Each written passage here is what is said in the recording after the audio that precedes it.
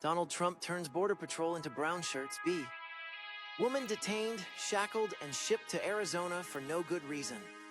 Another day, another case of the Trump administration's border thugs proving they care more about wielding unchecked power than anything resembling human decency.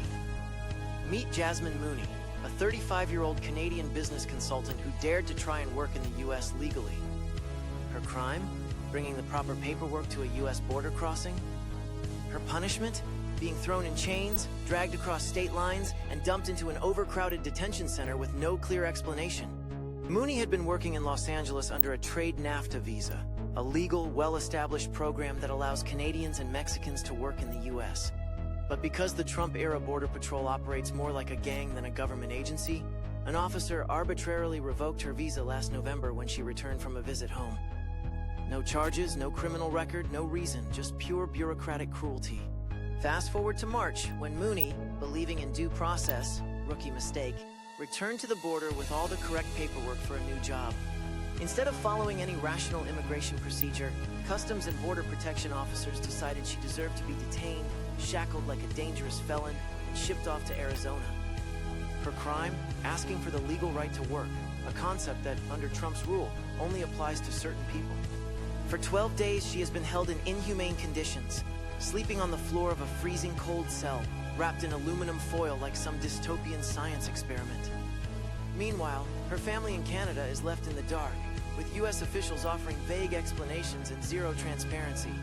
Each time she was transferred, first to San Isidro, then to San Diego, and finally to an Arizona detention facility, she was handcuffed and chained. Because obviously this businesswoman with no criminal record was a dire threat to national security. Mooney was finally able to speak with an immigration lawyer and a news station, describing the degrading conditions she's endured. I was put in a cell, and I had to sleep on a mat with no blanket, no pillow, with an aluminum foil wrapped over my body like a dead body for 2.5 days, she told ABC News 10. A fitting metaphor for how the Trump administration treats anyone who isn't rich, white, and voting Republican. Her mother, Alexis Eagles, is cautiously optimistic that Mooney will be released this weekend.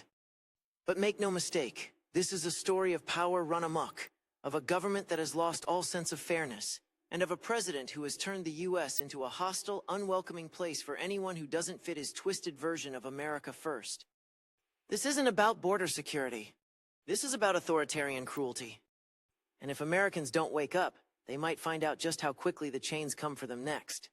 Editor's note: I brought you the story because I thought it was important. It comes from the Vancouver Sun, and as I was reading the article, the mother was clearly distressed. Her daughter had never had any interaction with police, let alone Border Patrol. It illustrates the erosion between America and Canada, a country we've been friendly with for nearly a century. It reminded me of the brown shirts of Nazi Germany and even communist Russia. Can I see your papers? Please like and subscribe. Why not leave me a comment? Share this with a friend. Get involved in a protest.